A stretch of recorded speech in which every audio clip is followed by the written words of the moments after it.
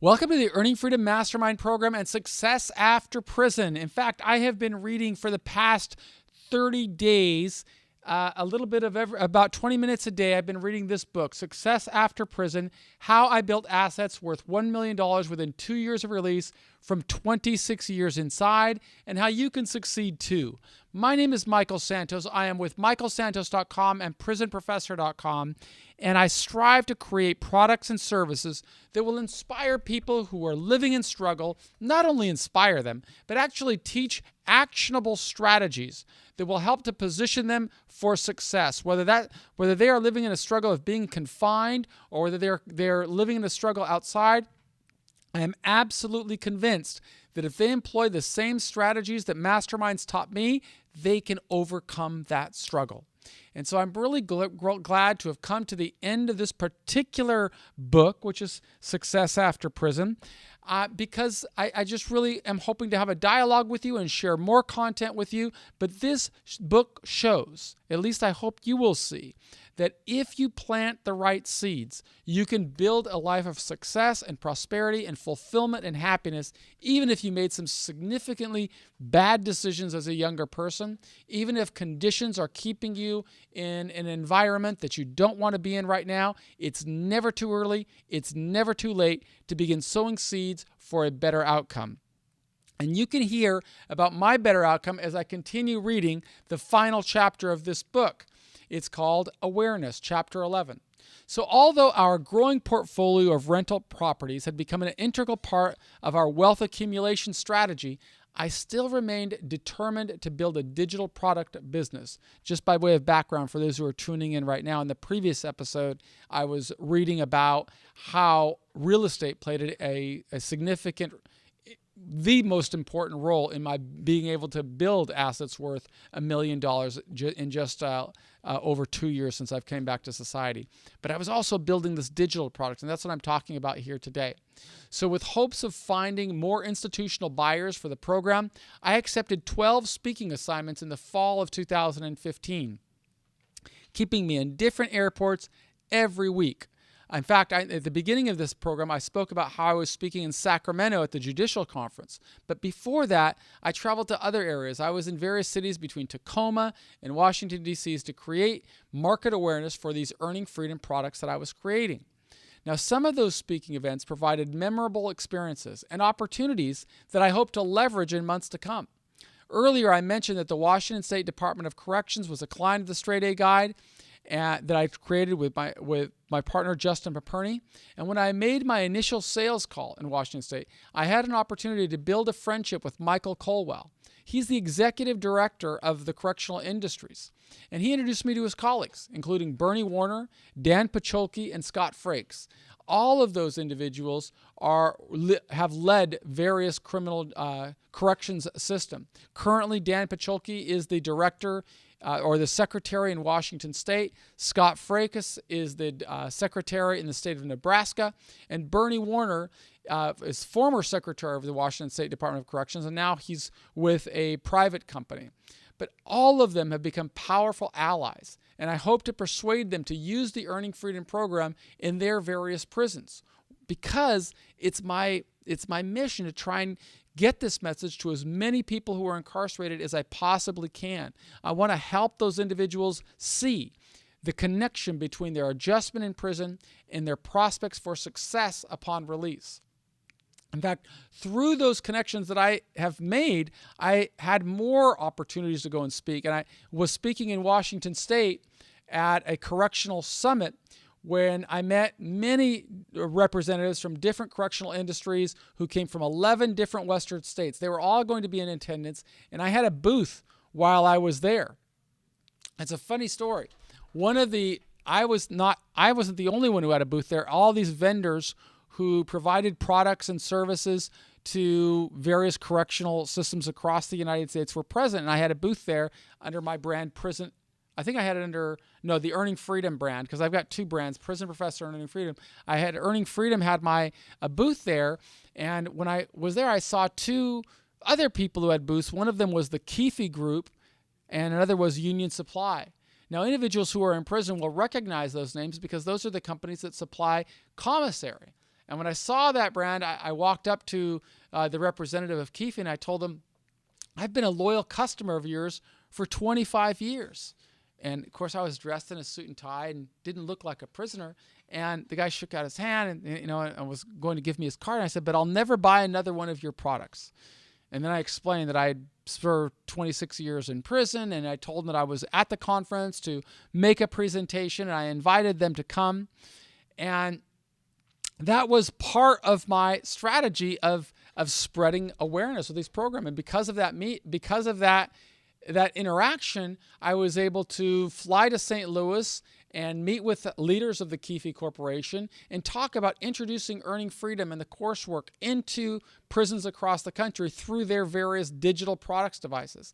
I also went to Los Angeles and met with leaders from the Union Supply Company. And through that relationship, I met so many other people.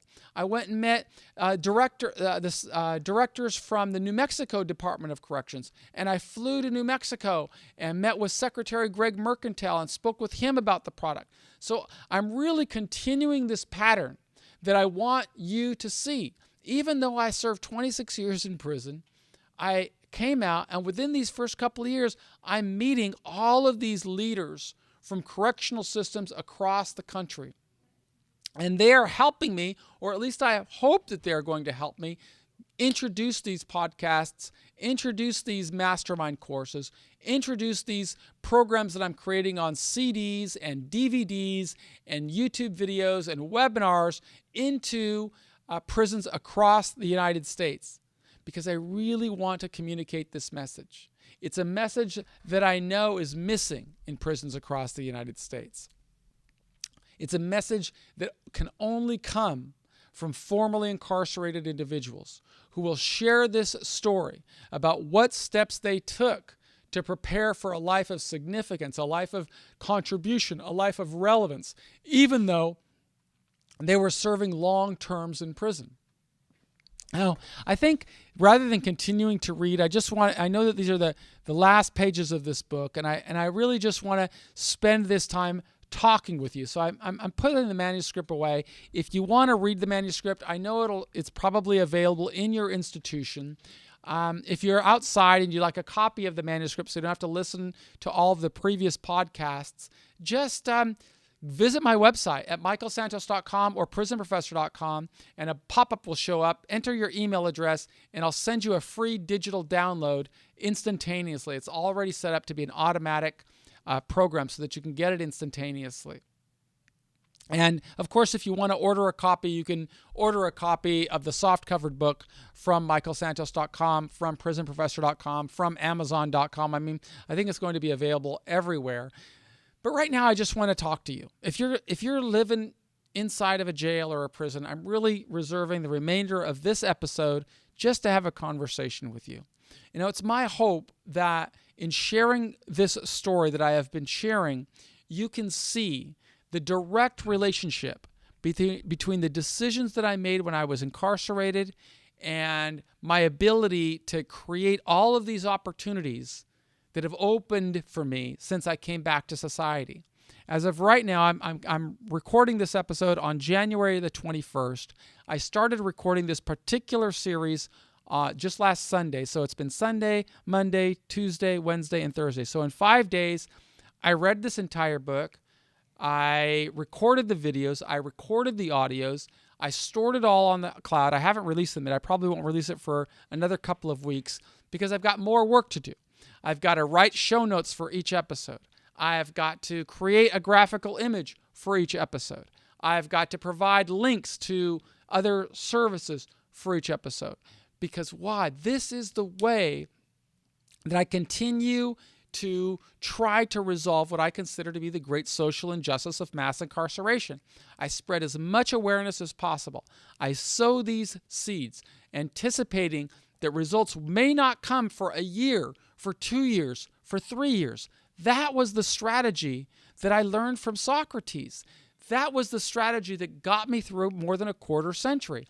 It was always focusing on what can I do right now if I want to achieve this outcome later. I can tell you that just a couple of hours ago, I had a conversation with a journalist at National Public Radio. And he was asking me about the program, and I spelled it out for him and showed him what I'm trying to do. And he asked why I would invest so much time and energy and resources in trying to record all of this content, write all of this content, edit this content, put it up on the crowd, go through the expense of hosting it up on the internet so that anybody can download it for free. And I had a really simple answer. The answer is, I really hate that there are so many people in prison who are living without hope. Not only are they living without hope, they're living with this misguided message that for some reason has been penetrated throughout the prison system, that the best way to serve time is to forget about the world outside and focus on the world inside. But that's just the greatest myth. And it's just a recipe for failure, for continuing cycles of failure. And it's my job to disrupt that myth. It's my job to completely disrupt that way of thinking and show through a relentless amount of content that an individual who begins to sow seeds for success early, at the earliest possible stage of his prison term, that individual is going to position himself to overcome all of the challenges that await while incarcerated and when he comes back to society. And I really believe that the stars are aligned right now. When we have the President of the United States visiting a prison, when you have both sides of the political spectrum, the right conservative Republicans talking about wanting to keep our revisit this commitment to incarceration, and speaking about the injustice of how many people are serving time and how much it costs taxpayers and how we're failing at preparing those people for success. And you have the left side of the political spectrum with, every Democratic candidate and Libertarian candidate talking about we incarcerate too many people and they serve sentences that are far too long. This is the time that the stars are in alignment. And that's why I really feel passionately that I think that if I invest a lot of time and energy in creating these programs and penetrating prisons, more people will understand that we need to change the policies. We need to change the sentencing laws. We need to bring back maybe indeterminate sentencings and parole hearings and administrative mechanisms that will allow people to earn their freedom. But I'm asking you, if you are in prison, if you are in custody, to start asking your own Socratic questions. Think about how you can help this effort to change the system. Don't wait for anybody else to change it. What can you do to change the system? Because I need you to join this effort with me. I need you to prepare to avoid having disciplinary problems in prison. Position yourself so that you're building a record of success.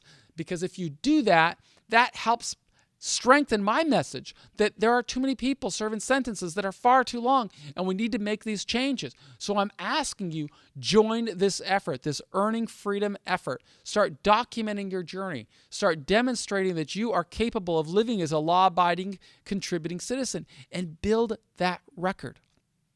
Don't be thinking and dwelling upon how tough life is in prison. Instead, start thinking about how awesome your life is going to be when you come home. And think about what can you do today to advance the possibility for that phenomenal life that you want to lead. I've given you so many examples of how I used my time in prison to prepare for a life of success. And I'm encouraging you, I am urging you, learn from the same people, the same masterminds that taught me. Learn to develop your vocabulary. Learn to use words in ways that you can string sentences together. You can put paragraphs together. You can write your narrative. You can influence people to see you as something different from whatever decisions brought you into this system. And I know a lot of people suffered because of all types of injustices in the world, but you can't live in the world as you want it to be.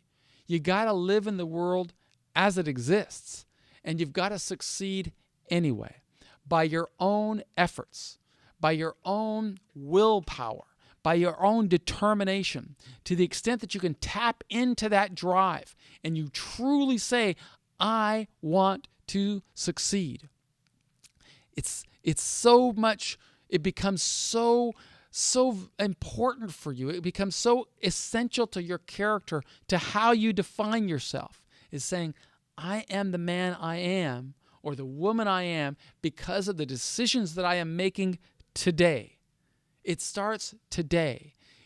You can't deal with the past. You cannot change the past. All you can do is change today. And if you start changing today, you can start building this path for a better life. That's what allowed me to come back to society and accumulate $1 million worth of assets in just a relatively short amount of time.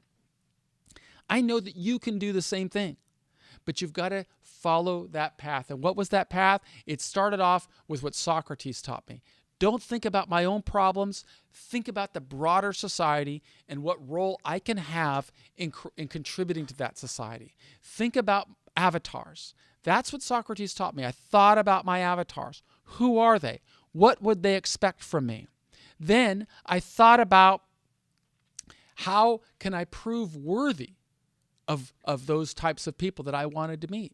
Now, in my case, I was thinking of my future probation officer. I was thinking of my future employer. I was thinking of future bankers. I was thinking of the people that I'm connected with today. People who are employing me, paying me more than $100,000 a year, and opening business opportunities for me. I was thinking about those people way back when I was locked inside of a Pierce County jail before my judge even slammed me with a 45-year sentence. And because I had those thoughts in my mind, I had the ability to start thinking about, okay, what do they want? They will want me to educate myself. They will want me to contribute to society. They will want me to build a support network. And if I do that, if I spend every day of my life in here focused on educating myself, contributing to society, and building a support network, that's how I'm going to persuade more of those people to believe in me and to invest in me and to want to come along and help me succeed both in prison and beyond.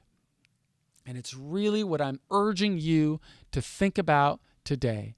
Think about how you can add value to society. Think about what steps you can take to start building your own support network. People that you don't know right now and people who don't know you.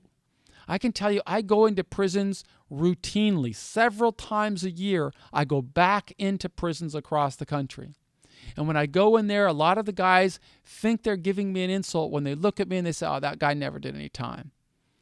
But I tell you, that's the greatest compliment I could ever get, because that's all really what I want. I wanted to come back to society and have nobody know I'd ever been in prison.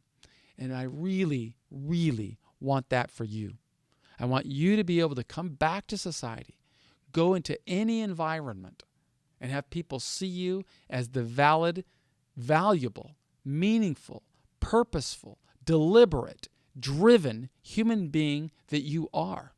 The driven human being who wants to succeed, who wants to become more. To the extent that you can do it and you can build this track record right now, you will have a fundamentally different experience from the types of experiences that 70% of people who come out of prison find.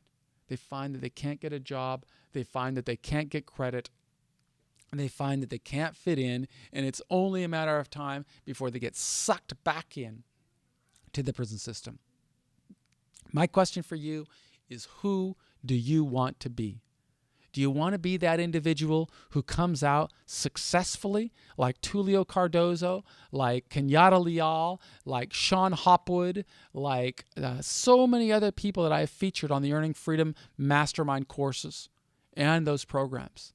Because those individuals who were incarcerated, they transformed their life while they were in prison.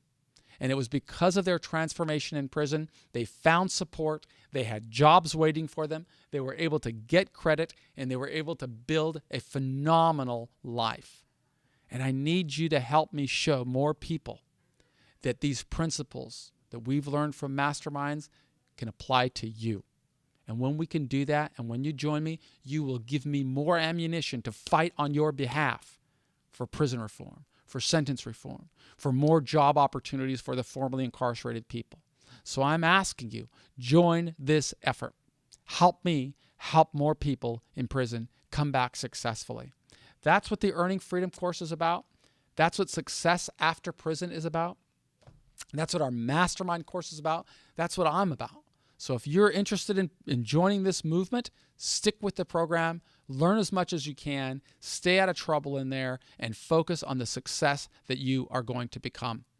And I look forward to bringing you more programs. I will continue Success After Prison with additional episodes. Now that I've finished this book, I don't know what I'm going to read next, but I will do this because I really feel passionately about this. I feel passionate about connecting with you. And my request to you is if you have something that you'd like me to create, like someone you'd like me to interview, something you'd like me to talk about, get with your staff member or have your family member send me an email, and I will get right on it, and I will film it, and I will produce it, and I will put it on the Success After Prison podcast. I will put it on the Earning Freedom podcast, because I never ask anybody to do anything that I won't do. And what I am doing is fighting to position you for success upon release, and fighting to persuade taxpayers why we need to end our nation's commitment to mass incarceration and create more opportunities for individuals to earn freedom so they can come back successfully. So I am Michael with michaelsantos.com. I hope that if you're listening to this program outside in society, that you will subscribe to my various social network channels, whether it's iTunes. Please subscribe to the podcast, rate and review the podcast. If you are watching on YouTube, please subscribe to the show. If you are on a Facebook and Twitter follower, I'm Twitter. I'm at Michael G. Santos on Twitter. My Facebook profile is at Earned Freedom. I'm on LinkedIn. I will connect with anybody, always striving to create value by being the change that I want to see in the world. That's what I commit to you. I'm Michael with michaelsantos.com. Thanks.